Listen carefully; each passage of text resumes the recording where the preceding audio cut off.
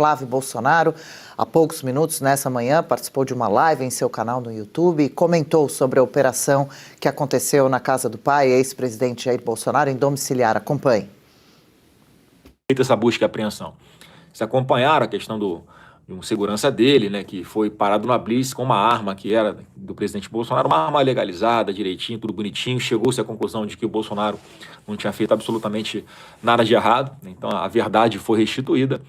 Mas aí o próprio Alexandre de Moraes oficia a defesa do meu pai para informar aonde estão as outras armas, né, que estão no nome do presidente Bolsonaro. E desde a sexta-feira passada, a defesa está informando, olha, essa arma aqui está em tal lugar, essa aqui está no Exército, essa aqui está na Polícia Federal, porque teve essa operação, ficaram com essa arma lá, essa arma aqui está em outro lugar. Tudo informado, claramente, com tranquilidade, com transparência, com documentos, tudo informado ao Alexandre de Moraes. Então, o que acontece hoje? Ele faz uma busca e apreensão para saber se a defesa estava mentindo ou não. Esse é o tratamento que tem sido dado ao presidente Bolsonaro a todo momento. Não tem mais boa-fé por parte, né, de quem está nos acusando. E nem o princípio, né, constitucional de presunção de inocência funciona o presidente Bolsonaro, porque a defesa bota por escrito, documenta, protocola, olha, tá tudo aqui, transparente, todo mundo, descansado, não tá tudo informado. Aí, para surpresa de todos, hoje pela manhã, busca e apreensão na casa do presidente Bolsonaro, um constrangimento danado, tá? Uma busca minuciosa, reviraram tudo, tá? A Polícia Federal sempre, né, que vai lá até a casa do presidente Bolsonaro, faz de forma respeitosa, não estou criticando o trabalho da polícia não, eles têm a ordem para ir fazer, tem que ir cumprir, mas reviraram tudo, uma busca muito minuciosa, né, tiveram que tirar a Laurinha do quarto dela para poder fazer também a busca, né, e procurar alguma arma, eles foram procurar alguma arma que não tivesse sido informada nos autos, que porventura o presidente Bolsonaro estivesse escondendo, que não teria informado. Então foi muito ruim, muito constrangedor, mais uma vez uma situação em que a família toda sofre, é uma perseguição implacável com o presidente Bolsonaro, e por óbvio não tinha absolutamente nada de errado. Então não tinha arma, tudo que foi informado ao Alexandre de Moraes era verdadeiro, estava documentado lá, então não tem problema nenhum mais. Teve essa tentativa de criar mais uma cortina de fumaça, porque imagina se acham alguma coisa errada na casa do meu pai.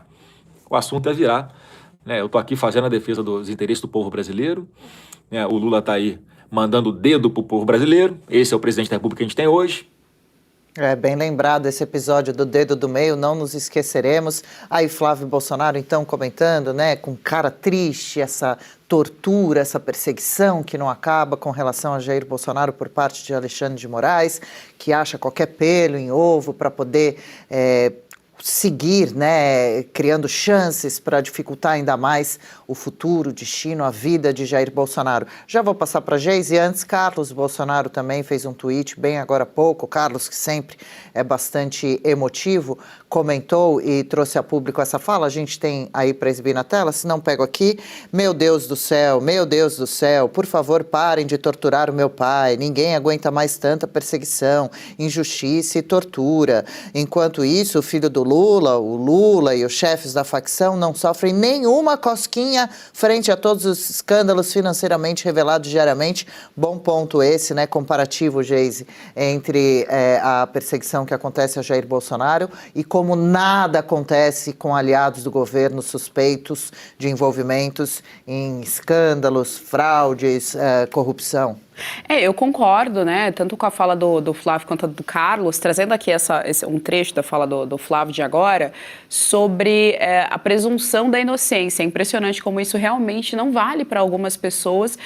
E essas pessoas ligadas à direita, pessoas mais conservadoras, ligadas ao Bolsonaro, o próprio Jair Bolsonaro. De novo, a defesa do Bolsonaro alegou que o delegado sabia. Então, assim, já havia uma parte da justiça que sabia. Não há um registro ilegal da arma. Essa operação toda está acontecendo justamente para construir a narrativa, essa ideia de que o Jair é uma pessoa agressiva, de que olha só como essa arma está lá e o Jair tentou dar esse golpe e tal. Então eles estão tentando renovar aí essa narrativa do suposto golpe de Estado que teria sido capitaneado pelo Jair Bolsonaro, de acordo com Alexandre de Moraes. Então eles estão tentando só renovar, trazer um novo fôlego para essa narrativa, para essa história, já que o Jair continua em prisão domiciliar, a Michelle cuidando dele, enfim, os filhos tocando ali a política, tentando defender um projeto mais à direita para o nosso país. Então, como essa narrativa está mais fria, então eles estão tentando realmente aquecer, porque não faz o menor sentido essa operação de arma, não faz o menor sentido não respeitar a presunção de inocência do presidente Jair. É realmente só para aquecer novamente, e é bom esse paralelo que o Carlos trouxe, porque a defesa do Lulinha, filho do presidente Lula, nesse caso aí da investigação da CPMI e do INSS, da investigação da Polícia Federal, a defesa do Lulinha e a defesa também da Roberta Luxinger, né, a amiga do Lulinha, entraram no STF pedindo para que não avance mais, para que isso seja arquivado, para que essas investigações da Polícia Federal não caminhem para frente. Vale ressaltar, o Lulinha não está no nosso país, não está aqui, mesmo estando envolvido nesse caso de corrupção aí do INSS, né, os indícios levam a crer que ele está envolvido, tem a questão da mesada, enfim. Então, é uma diferença extremamente clara, nítida, é uma discrepância muito bem fincada ali na terra de como o tratamento da justiça no Brasil são dois pesos e duas medidas, algo que não faz o menor sentido. E aí não existe a justiça, né? O princípio de justiça primeiro, é justamente entender que uma ação tem uma reação proporcional, você precisa ter um conceito de proporcionalidade à ação quando você vai punir o outro, e também de igualdade, que é algo que claramente não existe. Uma justiça que deveria ser cega, mas que aqui enxerga muito bem conforme os interesses, não é? Paula Camacho também destaca esse ponto que Flávio diz que fizeram uma bagunça, vasculharam tudo ali na casa do pai. Pois é, mais uma ação para humilhar não só o presidente Bolsonaro, mas todas as pessoas que moram ali com ele. Gente, vamos relembrar aqui qual é o tipo de país que a gente vive. Nós moramos em um país que teve uma CPI do crime organizado e a conclusão dela foi que deveria indiciar e processar e investigar ministros da mais alta corte do país. Nós moramos num país em que 1 a cada 4 cidadãos moram e vivem sob o terror das facções criminosas. Nós moramos num país em que um serial killer que admitiu ter matado 9 mulheres saiu pela porta da frente, mesmo sendo condenado a 54 anos de cadeia. Nós moramos num país em que todos os bandidos e corruptos que fizeram delação premiada, devolveram bilhões de reais durante a Lava Jato, agora estão todos aí soltos, estão todos aí de volta ativa. Nós moramos num país em que o presidente da República foi preso e condenado em diversas instâncias por ter assaltado o Brasil, por ter roubado todos os cidadãos brasileiros. E mesmo assim, nós temos nesse mesmo país uma pessoa que foi condenada por um golpe de Estado que nunca aconteceu, que nunca teve uma minuta comprovada ali, que a justificativa para isso eram discursos em cima de um caminhão. Olha o ponto que nós chegamos nesse país.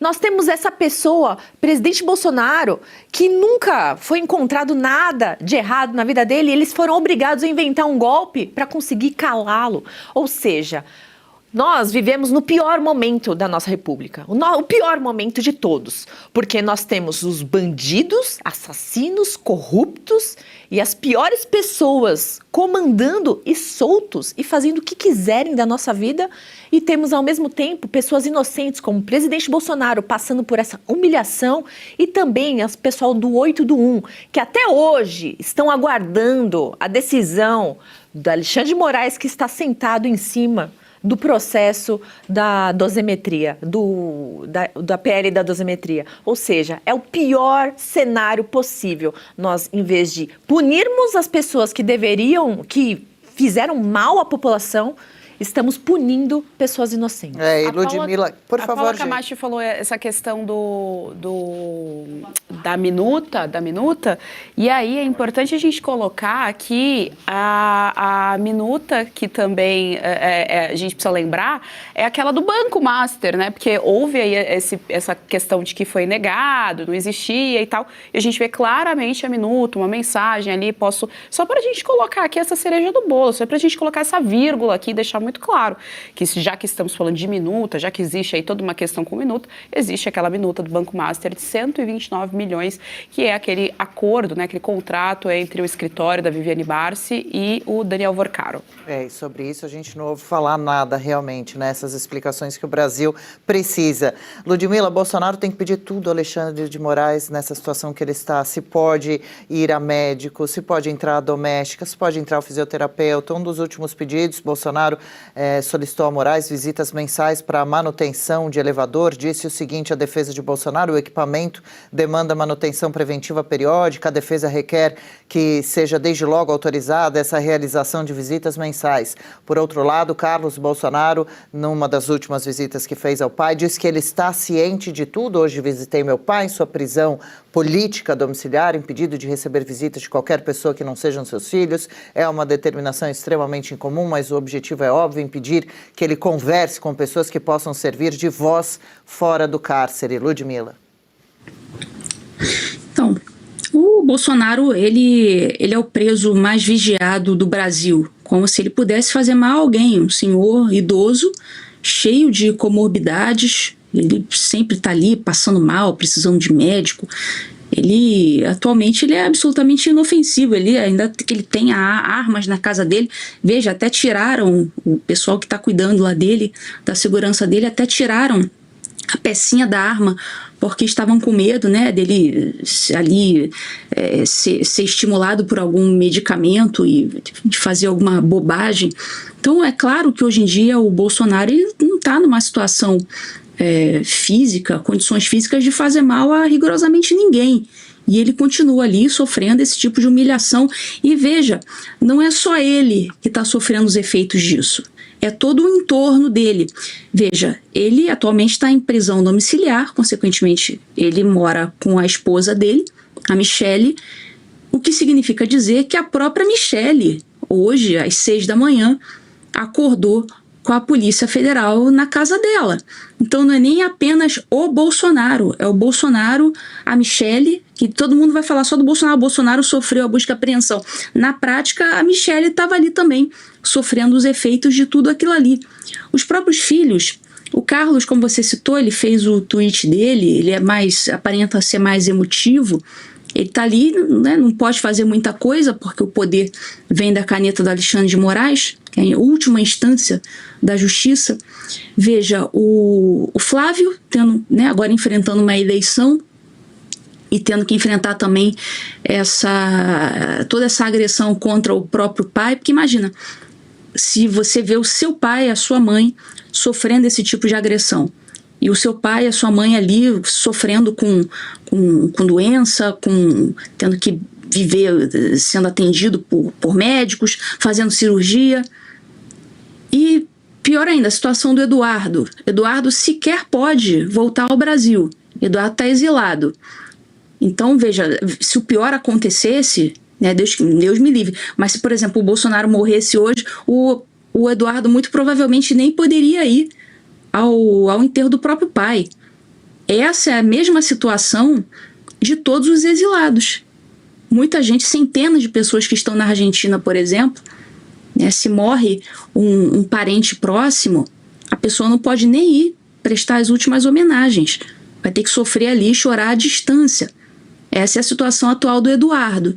Então veja que não é apenas a figura do Eduardo, é o Eduardo, a figura do Bolsonaro, é o Bolsonaro e todo o seu entorno que sofre com toda essa perseguição da parte do Alexandre de Moraes. Então já não bastasse toda a dor enfrentada pela família por conta da saúde frágil, agora tem que enfrentar o tempo inteiro esse tipo de decisão arbitrária e que surge assim, do nada. Essa decisão, embora essas decisões do Moraes às vezes a gente consiga prever, são um pouco previsíveis, essa de hoje eu acho que ninguém estava esperando por ela, porque acabou de ter busca e apreensão, eles acabaram de entregar as armas, acabou de ter decisão, então eu acho que ninguém estava esperando essa decisão hoje, do jeito que aconteceu. Então foi todo mundo pego de surpresa com mais essa arbitrariedade do Alexandre de Moraes. Imagina você viver o tempo inteiro, viver no Brasil hoje, essas pessoas que estão em destaque político, é o tempo inteiro viver dali com a corda no pescoço, com aquela possibilidade de acordar no dia seguinte, 6 horas da manhã, com a Polícia Federal na sua porta por motivo nenhum, por motivo zero. A gente queria que isso acontecesse com bandido. Bandido faz sentido, acordar às 6 horas da manhã com a polícia na casa deles. Agora, manifestantes políticos, Bolsonaro, até parlamentares, pessoas que não fizeram nada, empresários, pessoas que não fizeram nada estão sofrendo isso no Brasil. Enquanto essa situação permanecer assim, a gente vai poder chamar o Brasil de ditadura. Eles ficam ali tentando evitar esse nome, dizendo, não, imagina, isso é coisa da extrema-direita, chamar o Brasil de ditadura. Não é coisa de extrema-direita, isso eu estou dizendo que os meus olhos estão vendo. É aquela coisa que o professor Olavo sempre fala, você tem que ser capaz aquilo que você está vendo. E o que eu estou vendo são atos arbitrários por parte do Estado já há 7 anos, acontecendo desde 2019. E o nome disso o dicionário chama isso de ditadura, então esse é o nome, que pelo menos existe na língua portuguesa, e a gente não pode hesitar em dar às coisas o nome delas. E é isso, é a ditadura, é isso aí.